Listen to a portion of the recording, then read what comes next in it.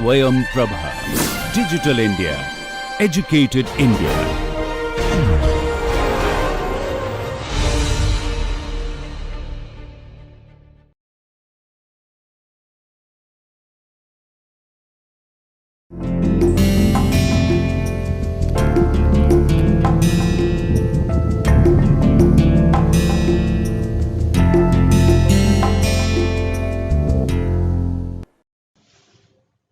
Good morning, everybody.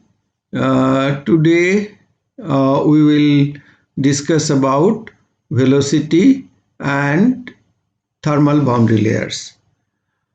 Now, if we recall, in the last class, we derived the general form of energy equation, which is valid for compressible as well as incompressible flows, that is given by this equation rho Cp dt d time. This is total derivative which has temporal and convective derivatives, and so temporal and convective derivatives together, total derivative. Again, total derivative of P plus K grad square T or K del square T plus mu into phi. This is viscous dissipation function. Total term is viscous dissipation plus thermal energy generation rate if there is any volumetric heat source present within the body, within the system or within the control volume. Now this is the general form of energy equation. Special case is rho Cp and Cv, same for liquid. So rho C, again total derivative of temperature, K, this is grad square T plus mu into phi. This is also viscous dissipation plus thermal energy generation rate. But this viscous dissipation, when it is applicable for incompressible flows, it will differ than the viscous dissipation term with general energy equation, because we will invoke basically the continuity equation here, that is del u del x plus del v del y for 2 dimension equal to 0, 3 dimension del u del x plus del v del y plus del w del z equal to 0. That will be invoked in the expression for viscous dissipation. Now we will try to identify the important dimensionless numbers. So what we do, we go for energy equation, for general energy equation, irrespective of compressible or incompressible flows, and we assume that thermal energy generation rate is 0. And then the velocities are non-dimensionalized with respect to a reference velocity, which is u infinity. If it is flow over a flat plate, for example, when the flow has not come over the flat plate, the approach flow, the u infinity is basically the unperturbed flow. So u star is basically u by u infinity. Similarly, v star is v by u infinity. W star is w by u infinity. We non-dimensionalize theta with respect to free stream temperature. That means, again, the incoming, in case of flow over a flat plate, we can assume the incoming flow, which has no effect of the surface temperature, and TW, which is the temperature of the if it is heated flat plate, temperature of the heated flat plate. So T minus T infinity divided by TW minus T infinity. It is done in such a way that the theta will vary between 0 and 1. Maximum will be 1, T will be equal to TW, then theta will be 1. Minimum will be 0, T will be equal to T infinity. X is non-dimensional, X, Y and Z. These are non-dimensionalized by the reference length scale, and these are X star, Y star, Z star. Pressure is non-dimensionalized by rho U infinity square. Time is non-dimensionalized by convective time scale. Now, convective time scale is given by L divided by U infinity. So, this L divided by U infinity, if we divide time by that quantity, then we get T into U infinity by L. So T star is the non-dimensional time. Time has been non-dimensionalized by convective time scale.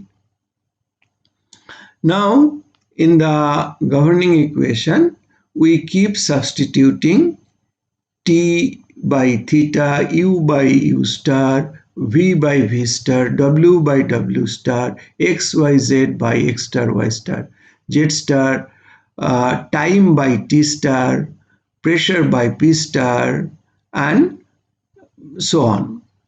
Then what we do, we try to retain non-dimensional quantities inside the bracket and pull out other terms outside. So, for example, if we do that for the convective terms, outside we will get rho Cp Tw minus T infinity into U infinity by L. Here, if we do that, same thing. Inside we will get all these terms, P star by del P star by del T star, U star, del P star, del X star, etc. And outside we will get rho U infinity cube by L. Similarly, here, if we do the same exercise, we will get basically K Tw minus T infinity divided by L square outside, and inside we will get del 2 theta del x2, del 2 theta del y2, del 2 theta del z2. Similarly, from viscous dissipation, if we do the similar, keeping non-dimensional terms together inside the bracket, we will be able to pull out mu U infinity square by L. Then, as I said, that left hand side we will have rho Cp Tw minus T infinity into U infinity divided by L.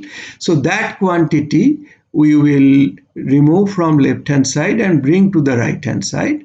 So that means whatever groups came out of each term, each bracketed group of bracketed terms, those terms will be divided by rho Cp Tw minus T infinity into U infinity by L. So if we do that, then left hand side we will get del theta del T star, U star del theta del X star, V star del theta del Y, W star del theta del Z star equal to, here, this group of terms will create, group of parameters will create U infinity square divided by Cp Tw minus T infinity.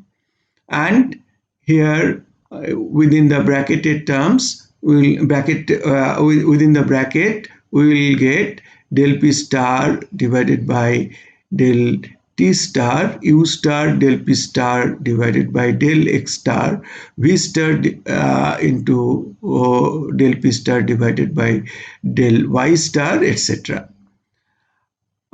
This second term will get K divided by rho Cp U infinity by L outside the bracket. Inside the bracket we will get del 2 theta del X star 2, del 2 theta del Y star 2, del 2 theta del Z star 2. Similarly, viscous dissipation, you have seen these terms are like del U del X square, del V del Y square, etc. So basically from those terms we have pulled out mu U infinity square by L, and within the bracket we will get basically del U star by del X star square plus del V star by del Y star square, etc. Just typical viscous dissipation components of viscous dissipation terms, which we have written here as 5R. And then from left hand side, rho Cp Tw minus T infinity into U infinity by L will come, and here denominator, sorry, if we pull out we will get U mu U infinity square by L square. So that L square into L, which is coming from left hand side, one L will cancel out. So we will get mu U infinity square by L rho Cp Tw minus T infinity into U infinity multiplied by the non-dimensional viscous dissipation function. So this is the non-dimensional form of equation. And now we can identify all these terms which are basically coming out from the bracket. We will be able to form non-dimensional groups. For example, this one is Eckart number, and this group is 1 by Prandtl number into Reynolds number. This group is Eckart number by Reynolds number square. So this term is basically Eckart number by Reynolds number. So we can write here del theta del T star U star del theta del X star V star del theta del Y star W star del theta del Z star equal to Eckart number into, we can see del P star del T star plus U star del P star del X star, etc. Then 1 by Reynolds number into Prandtl number into del 2 theta del X star 2 del 2 theta del Y star 2 del 2 theta del Z star 2 plus Eckart number by Reynolds number into again non-dimensional viscous dissipation function. Now Eckart number we have seen, this is basically U infinity square divided by Cp Tw minus T infinity. Prandtl number is mu Cp by K, and Reynolds number is rho U infinity L by mu. All of you know that these group of numbers are named after very well known scientists, like Reynolds number. It is named after Osborne Reynolds.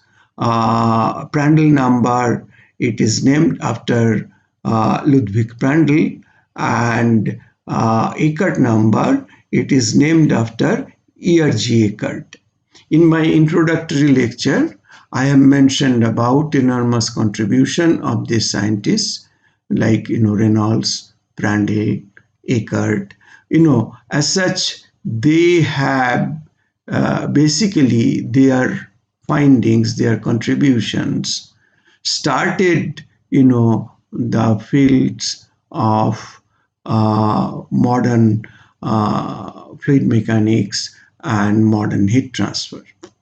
modern in a way I'm saying, because mathematicians have been practicing quite a few of these solutions even from late 1700s. Now, in the form of fluid mechanics that we practice today, in the form of heat transfer that we practice today, these are outcome of enormous contribution and efforts from scientists like Reynolds, Prandtl, Eckert, and few others we will mention in course of our discussion.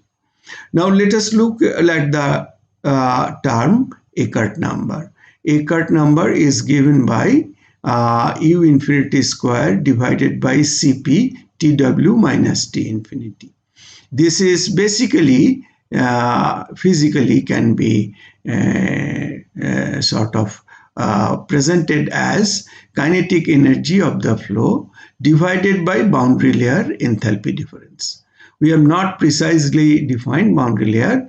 When we will do that, this is basically enthalpy difference across the boundary layer. Tw, if it is the temperature of the heated body, and T infinity if it is the temperature outside the boundary layer, then enthalpy across the boundary layer is basically Cp Tw minus T infinity, enthalpy difference.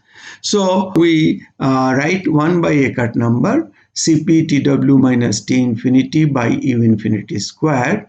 Then we pull out T infinity from inside, Cp T infinity by U infinity square, T infinity, Tw by T infinity minus 1. Now we multiply both numerator and denominator by gamma R. Gamma into R. R is the gas constant. Gamma is the ratio of Cp by Cv. It may be called as polytropic index. So if we multiply both the sides by gamma R T infinity is basically a square of local acoustic speed. So gamma R T infinity we have written as a square. A square is square of local acoustic velocity into Cp, and here gamma R, all of us know R is Cp minus Cv. So gamma R we have written as gamma into Cp minus Cv into U infinity square. Bracketed terms remain same. And then if we can do a little algebra from here, Cp divided by gamma, Cp minus Cv, we get 1 by gamma minus 1. And here U infinity square by A square, that means local velocity by local acoustic speed, is Mach number. So it is 1 by Mach number square. And here we get a Tw by T infinity minus 1. So Eckert number is given by gamma minus 1 into Mach number square, Tw by T infinity minus 1. Now what we can estimate, basically for incompressible flows or low subsonic flows, Mach number is 0.3 or below. So this is 0.3 square, that means 0.09, roughly the order, multiplied by gamma minus 1, diatomic gases and air, gamma whatever we take, this is also something like 0.3, 0.4. So again, if we multiply, it is 0.0027 or something like that. Now, gamma 1.3, 1.4, whatever we take, we get from here 0.3 or 0.4, and we multiply that with 0.09. So in the numerator, we get a quantity which is 0.00, then some number starts 002 or so. Now, so Eckert number for Mach number less than 0.3 is very low. So we have written that basically for low Mach number situation, energy equation. So since Eckert number is becoming very small, we can ignore this term. Also, we can ignore this term, and then we get del t star u star is del t star plus u star del theta del x plus v star del theta del y w star del theta del c equal to 1 by Reynolds number into Prandtl number del 2 theta del x star 2 del 2 theta del y star 2 plus del 2 theta del z star 2. Now, if we go back two-dimensional form from this governing equation, we can write rho Cp into u del t del x, v del t del y, w del t del c equal to k del 2t del x2 plus del 2t del y2 plus del 2t del c2. So for forced convection, the variables can be presented as it's like solution of theta, where theta is a function of u, v, x, y, Reynolds, Prandtl, and T is the temperature. So if we can find out everywhere T or theta, then from there, from wall to fluid heat transfer, we can calculate as QW equal to K minus KF, and this heat transfer may be considered per unit area. So like heat flux, so minus KF into del T del eta. And this can also be written if we follow Newton's law of cooling, that convective heat transfer coefficient into del TW minus T infinity. N is the dimension in the direction normal to the solid surface. So from here we can write H equal to, and look at this quantity, this is thermal conductivity, but deliberately we have added F to give emphatic attention to this. This K is K fluid into del T del N TW minus T infinity, or we can write minus KF if we non-dimensionalize this quantity del T del N TW minus T infinity by L into del theta del N bar, where N bar is N by L, just N, the normal direction. We are non-dimensionalized with the length scale.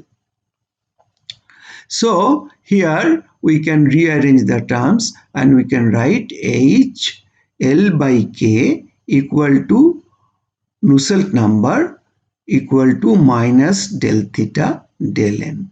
And this HL by KF, this is K fluid, is a very important non-dimensional group which is known as Nusselt number, named after again a famous scientist, German scientist, Wilhelm Nusselt, and this is called Nusselt number. Just I would like to remind you that we were introduced to one similar number which was BO number. But in the case of BO number, it was HL by K, but that was K of solid. In case of Nusselt number also, it is HL by K, but here it is K of fluid. So HL by K, when K is thermal conductivity of the fluid, it is Nusselt number. So it is basically heat transfer to the fluid layer, which is immediate adjacent to the solid surface and which is adhering to the solid surface. And that is why to that fluid film, we assign this Nusselt number, and H is the film heat transfer coefficient, L is the length scale, K is the thermal conductivity of the fluid. Again, let me mention, when thermal conductivity of solid is considered, then it becomes BO number. Okay, so now Nusselt number is minus del theta by del n bar. Therefore, Nusselt number, which is given by HL by thermal conductivity of fluid, HL by K, that is physically we can get a meaningful expression which is basically non-dimensional temperature gradient at the surface of interest. Now we will go for discussion on boundary layers. Now, transition of zero velocity at the surface to free stream velocity delta takes place through a very thin layer, free stream velocity u infinity. Extremely sorry. Transition of zero velocity at the surface to free stream velocity u infinity through a very thin layer delta. It is basically this takes in case of flow over a solid surface, we can observe that, and this thin layer is basically boundary layer. Let me tell you, this boundary layer was discovered in 1904 by a genius, Professor Ludwig Prandtl. Before that, usually mathematicians used to solve the potential flow equation, which is inviscid irrotational flow, for solving the fluid motion on any geometry of interest. But as I said, it is genius of Professor Prandtl who discovered that there lies a very thin viscous layer immediately on the surface, and fluid velocity, which is zero on the surface, increases slowly to the full scale velocity, which is u infinity, through this thin layer, and this thin layer is called boundary layer. And he devised experiments, very elegant experiments, to prove the existence of boundary layer, and also he developed theory. So both theoretical and experimental development took place under the tutelage of Professor Prandtl, and existence of boundary layer was accepted by all the peers in the field, and it happened in 1904. Now let us come back to our discussion. The quantity delta is termed as boundary layer thickness. From this picture we can see, and it is formally defined as the value of y for which u becomes 99% u infinity. So in the picture, it's a flat plate, approach flow is uniform everywhere u infinity. It is coming on the flat plate. Immediately on the plate at y equal to 0, it is supposed to be 0. And then, viscous resistance will act within the boundary layer, and slowly and steadily from 0 it will reach u infinity velocity, and this thickness of this layer is very, very small, of the order of millimeter, we can say now. Later on we will try to quantify. And then outside the boundary layer, it attains the full scale velocity, which is u infinity. So when it reaches 0.99 u infinity, we can call that value of y from the wall is the boundary layer thickness. Now, clearly, this divides the flow field in two different regions. The region where del u del y and consequently shear stress is significant. So here within this we can see del u del y is obvious presence of del u del y because of velocity gradient. Velocity is transiting from 0 to u infinity, or here if it u infinity is varies from location to location, we can say ux. For flat plate it will not vary, but for curved geometry it may vary. The free stream flow, we'll again do elaborate discussion on that. For the time being, let us assume this as u infinity. So the region where del u del y and consequently shear stress is significant, this region.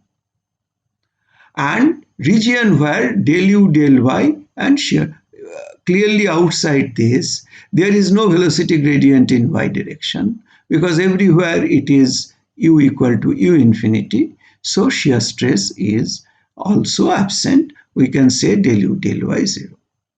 So within the boundary layer, del u del y is non-zero. Outside the boundary layer, del u del y is 0.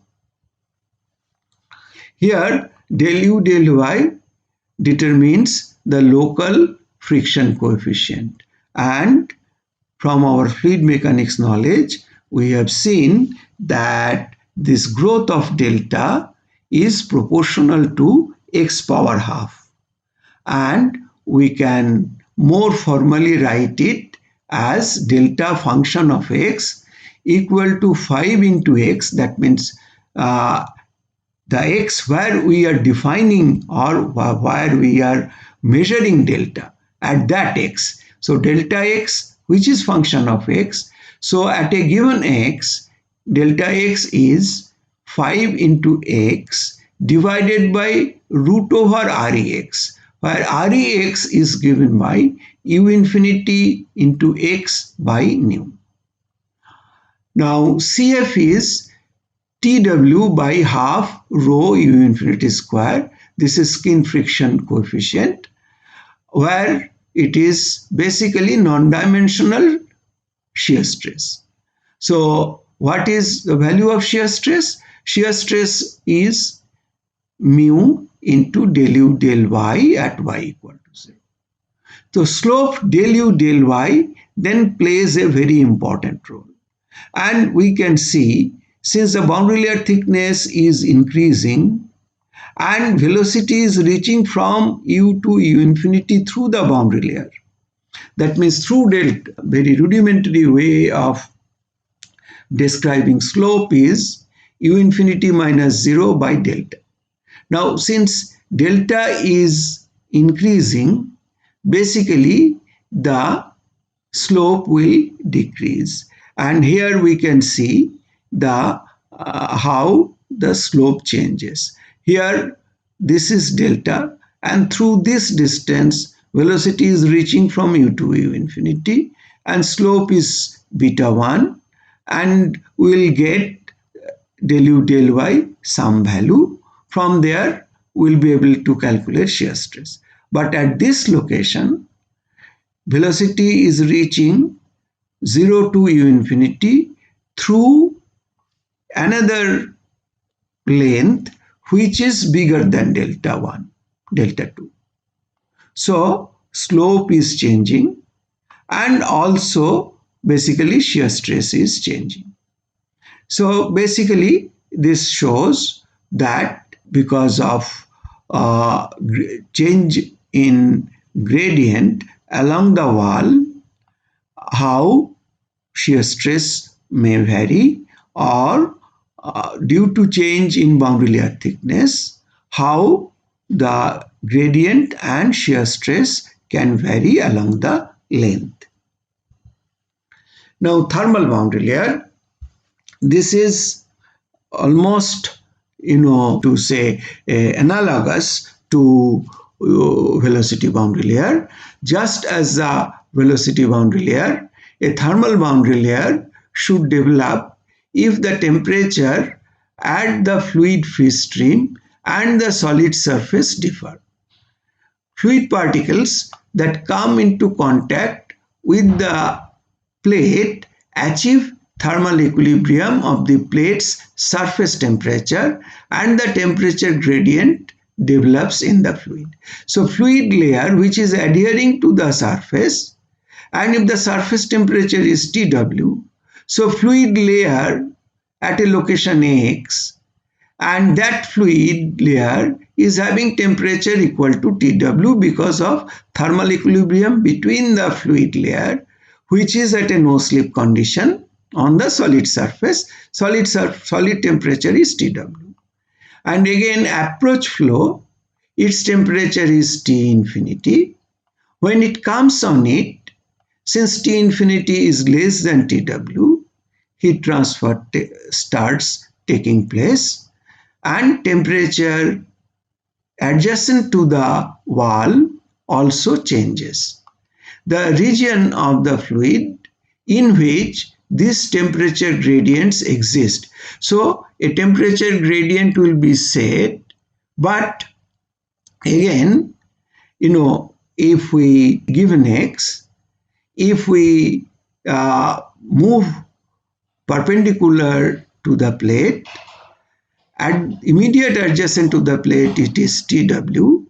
If we move perpendicular to the plate, we will see temperature is reducing, and finally it becomes a free stream temperature. So basically the thermal boundary layer is that distance delta T through which fluid temperature reaches free stream temperature from the wall temperature. So value of Y, for which we are saying Tw minus T divided by Tw minus T infinity equal to 0.99. So here it is this T theta is varying, or this T is varying in such a way that at the wall it is Tw, but here it is becoming T infinity. And if it becomes T infinity, then it is 1 Tw minus T infinity divided by Tw minus T infinity. But when it approaches value of T infinity, just onset of touching T infinity, we can call that distance as delta T. So we have given 0.99, just like velocity boundary layer. So any distance that is so this delta T is basically thermal boundary layer thickness. We can clearly see fluid temperature from Tw is reaching T infinity and not changing any further, so through this distance. At any distance from leading edge, then heat flux can be calculated as minus Kf del T del Y at Y equal to 0. Now because at the surface energy transfer is through conduction, the expression is exact because at the surface there is no fluid motion.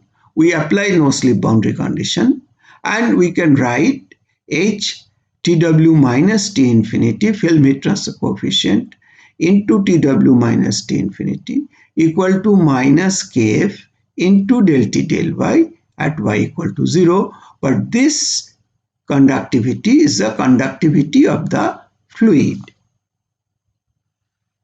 So H is given by minus K del T del Y at Y equal to 0. K is Kf divided by Tw minus T infinity. Here the conditions in the thermal boundary layer which strongly influence the wall temperature gradient is del T del Y at Y equal to 0. determine the rate of heat transfer across the boundary layer. So obviously this del T del Y, this gradient, that determines finally the heat transfer at the wall, from wall to the fluid. Since Tw minus T infinity is a constant and delta T increases with increasing x, temperature gradient in the boundary layer must decrease with increasing x. Very clear, because from wall temperature we will reach T infinity temperature, free stream temperature, through thermal boundary layer. Now thermal boundary layer, if at this x location is given by del T1, it is much, whatever it is, if we can measure that, and if we walk along the surface in the downstream, thermal boundary layer thickness increases, and at this x, it is delta T2 is the distance we need to cover to reach the temperature T infinity. Exactly that is what has been written here, that temperature gradient in the boundary layer must decrease with increasing x, because delta T is increasing. So temperature gradient must decrease. This means del T del Y at y equal to 0 decreases with increase in x, where heat flux and H also decrease with increase in x. Because del T del Y, we explained it, thermal boundary layer thickness is increasing in the x direction, which is why the temperature gradient, because gradient is given by Tw minus T infinity divided by delta T. So delta T is increasing, gradient is decreasing, and since gradient is decreasing, H will also decrease, and we will see that heat flux will also decrease in the flow direction. So this means del T del Y at y equal to 0 decreases with increase in x, whereby heat flux and H also decrease with the increase in x. Now we will very briefly try to derive the boundary layer equation, governing equations for the boundary layers. So in 2D, if we write the full Navier-Stokes equations for incompressible flow, we can write del U del T plus U del U del X plus V del U del Y equal to minus rho del P del X plus nu del 2U del X2 plus del 2U del Y2. Del V del T plus U del V del X plus V del V del Y minus 1 by rho del P del Y plus nu del 2V del X2 plus del 2V del Y2. These are X momentum and Y momentum equation, and del U del X plus del V del Y equal to 0 continuity equation. In the region very near to the wall, fluid motion is retarded until it adheres to the surface. The transition of mainstream velocity from 0 at the surface to full magnitude takes place through the boundary layer. The thickness is delta, which is function of x. In order to find out velocity distribution in the field and velocity gradients at the wall, full Navier-Stokes equations should be solved. This is almost impossible analytically and can be solved only by numerical techniques. So easier approach would be to divide the flow field in two regions, in viscid and viscous region. The inviscid flow is irrotational in this case, and we solve different governing equations in the inviscid zone and the boundary layer zone. And inviscid zone, it is basically potential flow equations, but in the boundary layer we solve the boundary layer equations. To solve the governing equation in the boundary layer zone, boundary layer equations are to be derived. So here we make an attempt to derive the boundary layer equation from order of magnitude analysis. What we do, the dimensionless variables, again we non-dimensionalize u by reference velocity u infinity, v by reference velocity, again u infinity, u star v star, p star by reference dynamic pressure head rho u infinity square, x star is x by L, y star is y by L. So this equation becomes u star del x star plus v star del u star del y star equal to minus del p star del x star, plus here obviously we get 1 by Reynolds number into del 2 u star del x star 2 plus del 2 u star del y star 2. Similarly, we get v momentum equation, and v momentum equation pressure gradient is minus del p star del y star, and also in the viscous term we get 1 by Reynolds number into del 2 v star del x star 2 plus del 2 v star del y star 2, and this is the inertia term. And this is the continuity equation, del u star by del x star plus del v star by del y star equal to 0. Now u, let us define the scales. Following are the scales for the boundary layer variables. Variable u can go maximum up to u infinity. So with respect to u infinity, if we non-dimensionalize, the non-dimensional scale, its maximum value is 1. Similarly, x, the flow direction, if the L is the plate length, flow over a flat plate, so at the end of the plate, all these dimensions, x star is supposed to be 1. Y is meaningful up to a very small length and or a very small length scale. It is delta. Beyond delta, if we progress along y direction, it doesn't carry any sense because velocity doesn't vary anymore. So y is its dimensional scale, dimension of y till delta is non-trivial. Beyond delta, it becomes trivial. And this delta is given by delta, if we non-dimensionalize it with respect to L, we can call this as epsilon. And obviously, epsilon, our basic assumption of Professor Prandtl was this viscous layer is very, very small. So how small? Epsilon is much, much less than 1. So consider the continuity equation. Now in the continuity equation, we can see this is then of the order of 1.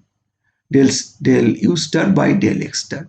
This is of the order of 1. This is of the order of 1. But continuity equation is mass conservation equation. Neither can we create mass, nor we can destroy mass. Neither mass can be created nor can it be destroyed. So del v star del y star cannot be dropped. This has to have same order of del u star del x star. This should be order of 1. So, but here we can see y star has a scale which is of the order of epsilon. That means V star should, in order to have order 1 of this term, V star should also be order of epsilon. Then only del V star by del Y star will be of the order of 1. So from here we get the order of V star. And then we substitute U star order of 1, del U star del X star 1 by 1, V star order of epsilon, del U star del Y star, del U star of order of 1, Y star order of epsilon, and V star order of epsilon. Del P star del X star will now not talk about it. 1 by Reynolds number will not talk about it. We will come here. Here we can see this will be of the order of 1 by 1, and this will be order of 1 by epsilon square. Similarly, Y momentum equation, we can write 1 epsilon by 1, V star is order of epsilon. Again, V star order of epsilon, V star order of epsilon, Y star order of epsilon. Del P del Y we'll discuss little later. 1 by Reynolds number we'll discuss little later. But here it is epsilon by 1, and this is epsilon by epsilon square. And continuity equation, del U star del X star is 1 by 1, del V star del Y star is epsilon by epsilon. So first let us work on order of 1 by Reynolds number. There we can see existence of boundary layer is appreciated when Reynolds number is very high.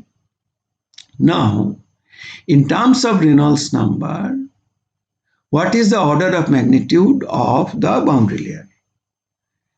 Now, high Reynolds number flow means Reynolds number is ratio of inertia force by viscous force. It is inertia force is much higher than viscous force. But within the boundary layer, the order of viscous force and inertia force are same. So within the boundary layer, the inertia term we can write as rho U del U del X. Order of U is U infinity. Del U del X is U infinity by L into rho. So this is inertia force. And viscous force is mu del 2U del Y2. So basically U infinity by delta square. And from there we can write rho U infinity into L by mu equal to L square by delta square. Then Reynolds number becomes 1 by epsilon square. So when we get Reynolds number as 1 by epsilon square, here we substitute this 1 by Reynolds number is epsilon square, because Reynolds number is 1 by epsilon square. So 1 by Reynolds number is epsilon square. 1 by Reynolds number is epsilon square. And then this equation is balanced with order 1 on both the sides, and pressure gradient is commensurate with that order. So del P del X is also of the order of 1. So X momentum equation has order 1. Y momentum equation, 1 by Reynolds number, if this becomes epsilon square, then we have to see what is basically emerging from here. We'll assign that to del P del Y.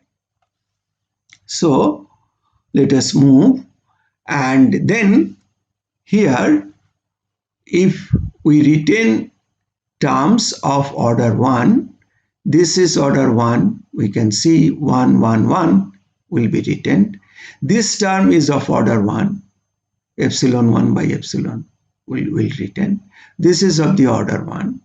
And here Since Reynolds number is of the order of epsilon square, in the bracketed terms, this is 1 by 1, and this term is 1 by epsilon square.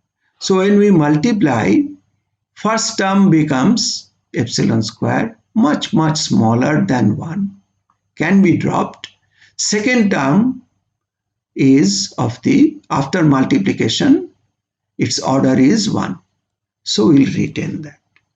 That is why the equation, which is consistently of order 1, we can write u star del x star plus v star del u star del y star equal to minus del p star del x star plus 1 by Reynolds number del 2 u star del y star 2. And del p star del y star, now we will see here, order of this term is epsilon. Order of this term is epsilon. Now after multiplying with Reynolds number, since Reynolds number is order of epsilon square, within the bracket earlier we got this is epsilon by 1 and this is epsilon by epsilon square. So after multiplication, these terms become epsilon cube and this term becomes epsilon. So highest term, highest order of this equation is epsilon. So from here we can write del p star by del y star is order of epsilon. Now meaning of this is the following. There is no variation in pressure in y direction within the boundary layer. Pressure is impressed on the boundary layer by the outer flow. The pressure P is only a function of x within the boundary layer. So within the boundary layer, pressure is a function of x, but pressure is not a function of y. In y direction, at any x location, whatever is the pressure outside the boundary layer, that is the pressure on the solid surface. Another x, whatever is the pressure outside the boundary layer, that is the pressure on the solid surface. So pressure on the solid surface will be determined by pressure distribution in the x direction outside the boundary layer. Across the boundary layer at a given x location, pressure will not change at any y within the boundary layer at a given x. So del p star del y star is order of epsilon, or we can say del p del y is order of very small quantity, order of can be neglected. At the outer edge, the boundary layer, outer edge of the boundary layer, if we substitute x momentum equation, so this x momentum equation, if we extend it outside the boundary layer, v star is 0. So from left hand side we will get u star del x star, and right hand side again this velocity gradient and is further derivative, which is curvature term basically, but u star will not change in y outside the boundary layer. So this term will be dropped. We can write minus del p star del x star.